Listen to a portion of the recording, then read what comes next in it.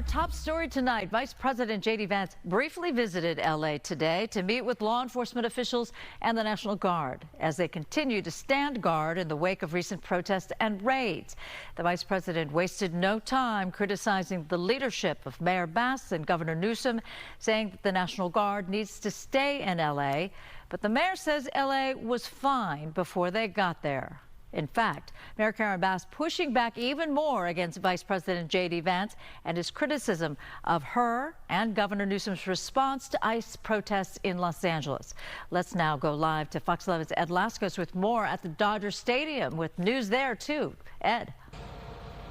Yeah, and the news over here, Susan, is the Dodger organization now taking a stand, opposition, if you will, against those raids, those immigration raids. It was something that was at the heart of the protest that we saw targeting the Dodger Stadium last night at this time because they wanted the Dodger organization to say something, and they were upset.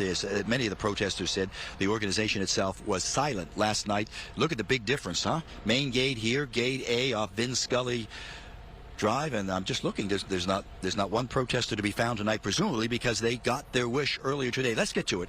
To the video we go. Check it. Friday night, game night, everybody coming in. No delays here. Last night, some of the fans did not even get into the third inning. No delays at all. No protest as the Dodger organization came out just before the game with its long-awaited announcement saying it is making a pledge of $1 million, pledging $1 million in a partnership with the city to help the immigrant families deal with the fallout from those raids and the economic hardships that it brings. Money that will be used for bare necessities, food, mental health services, as the city will be working with that.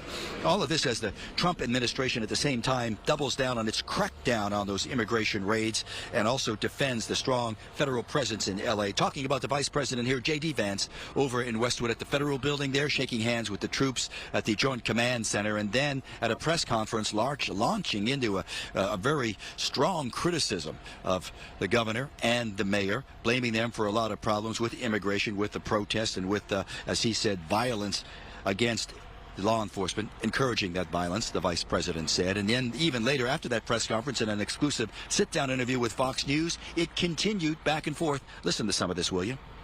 Show some support to the FBI agents, the National Guardsmen, and the Marines who have been here, I think, bringing peace to what was a very chaotic situation thanks to the leadership of Gavin Newsom and Karen Bass.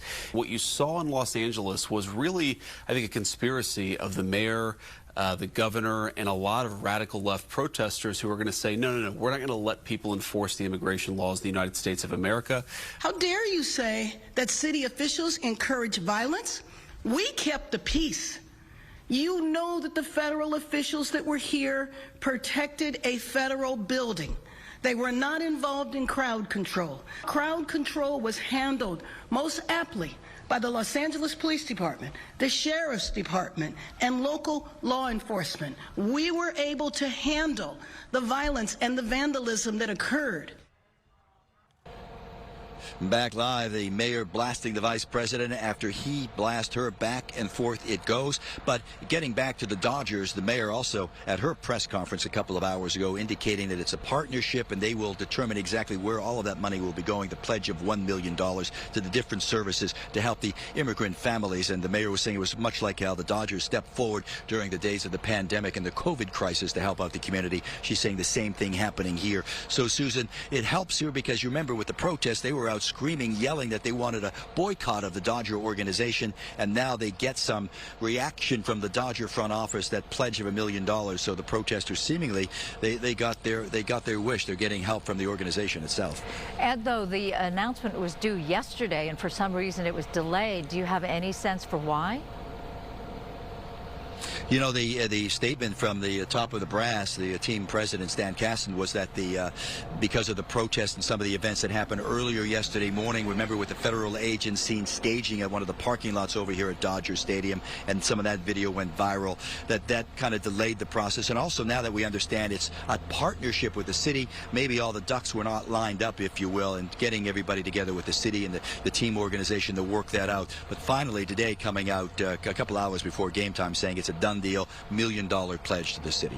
Right. And there was some concern that the Dodgers were sort of allowing ICE to use the parking lot as a staging area, and that was never the case.